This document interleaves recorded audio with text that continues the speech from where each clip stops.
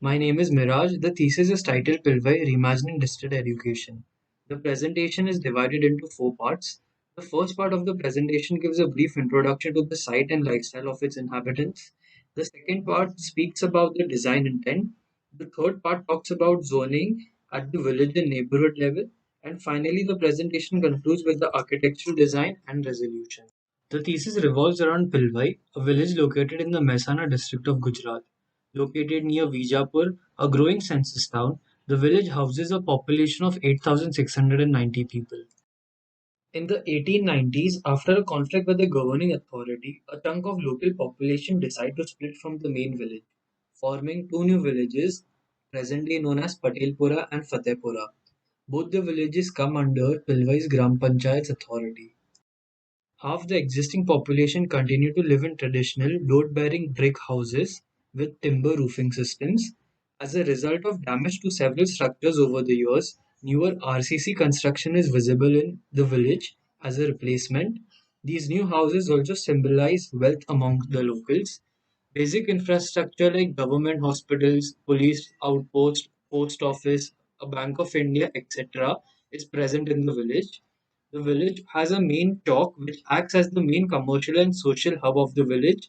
Locals often gather around temples, shops, and house plinths in the evening. Only 38% of the total population is employed. Agriculture is the leading occupation amongst the locals. As a result of scarcity of water, working as laborers in nearby industries is on the rise.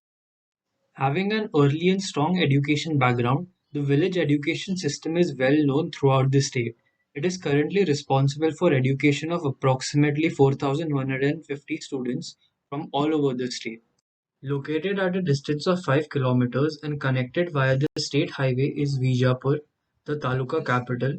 Multiple industries have been set up flanking the state highway, which acts as a source of job opportunity to the district locals. This has resulted in influx of people to the growing census town. Effects of its urban growth has started affecting its neighboring villages, Khanusa and Anandpura. New development plan has been approved for Vijapur which proposes conversion of agricultural land for residential and commercial use. Being located inside the influence zone of the Delhi-Mumbai Industrial Corridor, the largest infrastructure project in the world, helps promote the town's industrial expansions. Increasing population of the town demands for a growth for education in the region. Pilvai's strong education foundation, along with the new education policy passed in 2020, which promotes formation of education hubs, opens up a new opportunity for the village. It enables the village to actively take part in the urbanization process and act as a catalyst to it. The thesis focuses on laying foundations to form an education hub in Pilvai by studying the existing infrastructure and student-local relations proposes insertion of new programs within the existing fabric of the village, revolving around the concepts of live, learn, and leisure.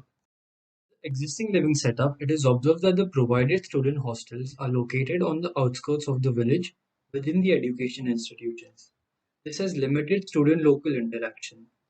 Absence of social infrastructure makes these facilities unpopular amongst the students. As a result, most hostels have not been maintained and now lie in ruins. Looking at case studies of well-known education institutions around the world, the thesis proposes location of new living infrastructure within the main settlement. It opens new opportunity for locals to eventually start renting available spaces out to the students. In the growth of the village, it is observed that education setups have been established along the state highway and around village entrances for ease of accessibility. Thesis proposes reservation of land neighboring these places for future growth projects. New local interaction spaces within the village, such as commercial spaces, temples, etc., have been mapped out. The thesis proposes preservation of these existing spaces, which can further be developed as student local interactive spaces. It also proposes the conservation of green belt between the two existing local lakes, which can be transformed into a social space. The thesis presents these changes to occur in three phases. The first phase around which the architectural project lies revolves around provision of adequate living and social student infrastructure which is currently absent. In the second stage, with increase in student residence, more student-oriented programs will develop in the village by the locals. Last stage proposes establishing new education institutions in diverse fields. Taking the aforementioned observations and proposals into consideration, the site for the architectural project was selected near the main village chalk and lake. Two sites were selected in the neighborhood. Multiple student-oriented programs were proposed on a neighborhood level. Few local-oriented programs were proposed along with them to increase chance interactions. Hostel, market, and a social gathering space have been detailed out as the architectural project. The first site lies on the periphery of the local lake and on the junction which connects Patelpura, Fatehpura, and Pilwai's main chowk to the state highway. It is also located near Amardeep B.Ed College. A few existing local social spaces are present on the site. The proposal tries to preserve and include them in the design. A diagram was created to represent the interaction and placement of new programs with each other and the existing programs around the site. The main structure is divided into two buildings. The first one includes the market on the ground floor, along with the boys' hostel on higher floors. The second one includes a sitting and gathering space by the lake on the ground floor, followed by the girls' hostel on the upper floor. The plan has been divided into three parts in the upcoming slides. On site, an existing temple and commercial shop is being used as a social space by the locals. A plinth was created as a spill-out space to connect the two. It also faces the entrance of the college and can be used as a gathering space by the students in the after-college hours. A stationery is proposed on the southern side of the plinth to cater to them. The plinth leads onto the market to the northern side. The market has a L spline oriented along the pedestrian paths leading to Patelpura and Fatehpura on the northwestern side and to Pilwai's main chowk on the northeastern side. Ancillary functions such as a study hall, eatery have been proposed for the locals and students. These functions are separated out of the main spline and can act as pulse points. Plinths for sellers have been provided on the northern edge of the market in accordance to the current practice system. On the first floor of the structure lies the units for the boys' hostel. The circulation blocks open out onto a lobby. One of the lobbies is connected to the vaulted mess which extends onto the lake. Daily meals prepared by the main village temple can be served here for the hostel users. Common toilets have been provided for them. Terraces have been formed to act as gathering spaces for the residents. Similarly, the second floor comprises of entrances to units along with a vaulted terrace which overlooks the mess. Section AA- is cut through the structure looking towards the lake. It also shows the structure in relation to Amardeep B.Ed College on the left and its connect to the existing lake entrance on the right. The market on the ground floor is imagined as a space where people from all three villages gather on a daily basis. The space found below is a result of the different units and functions above. Unit 4 was placed on the right near the lake entrance in an effort to make an entrance gesture for the pedestrians from Pilwai's main chowk. The mess, along with different scales of terraces, aim to promote interaction amongst the hostel residents at different scales. The current section is cut through the eatery on the ground floor. It is imagined as a spill-out space for students attending Amardeep College during lunch hours and a space for local family outings in the evening. The upper floor represents the vaulted mess and the terrace that overlooks into it. Section CC primarily shows the elevation of the market and hostel building. It cuts through the plaza with the existing temple and the stationery proposed for the students. The view represents the imagination of the plaza as a highly active space as a result of the newly added program. It also portrays the inclusion of an already existing function on site, along with the newly added functions which are visible in the backdrop. The third view represents the mess for the hostel residents. This view illustrates the market entrance for pedestrians from Pilwai's main chowk. The fourth view represents the terrace as a gathering space for the hostel users. The girls' hostel lies to the northeastern side of the boys' hostel and is connected by the lake entrance to it. The ground floor is imagined as an informal space for locals and students to gather. The path on the northern side leads to the second site of the project. Similar to the boys' hostel, the upper floors comprise of entrances to the units. A mess, along with various scale terraces, have been provided for the hostel residents. Section D-D- is cut through the sitting space proposed on the ground floor, along with the unit bedrooms on the upper floors. The view represents the informal sitting space formed in the stills. The second view portrays the smaller terraces, which can promote smaller scale interaction amongst the users. At the start of design, units comprising of two triple occupancy rooms with a common spill-out space was considered. Two functions were stacked on each other and connected via the third function to increase interaction.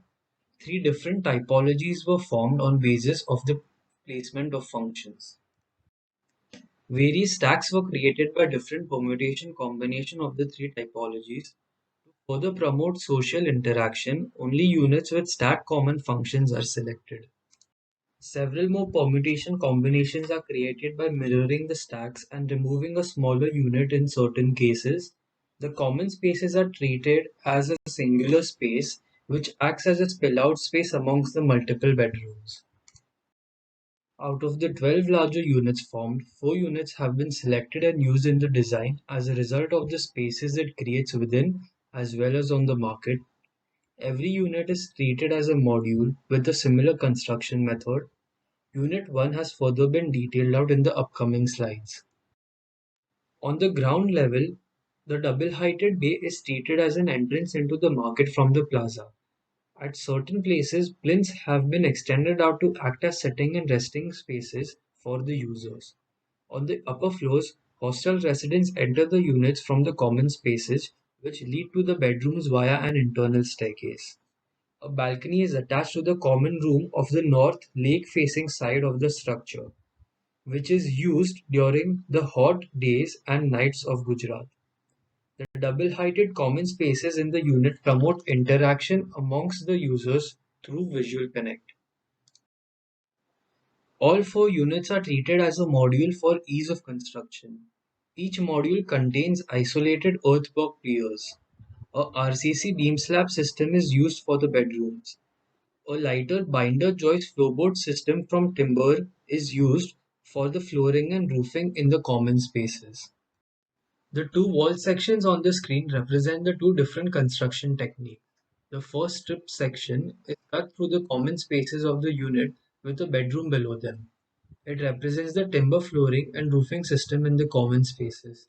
The corridor and the storage space on the southern wall of the bedroom acts like a buffer space against the southern sun rays. The second strip section through the bedroom depicts the RCC construction method. The northern openings overlook the local lake. The wall section highlights the details at the isolated column where both the construction techniques come together. Constructed wetlands have been proposed as a water harvesting system for the site. Provision of septic and settler tank help use of grey water throughout the year for landscaping, etc. Biospheres have been proposed on the building boundary to redirect stormwater. These systems also help add to the green of the site, which in turn improves pedestrian movement. A part of the vegetable waste generated from the hostels and market can be used as fodder for the cattle in the Gaushala, which is located close to the site. Remaining waste can be composted, which can in turn be used for farming by the locals. The second side of the project lies adjacent to the main village chalk.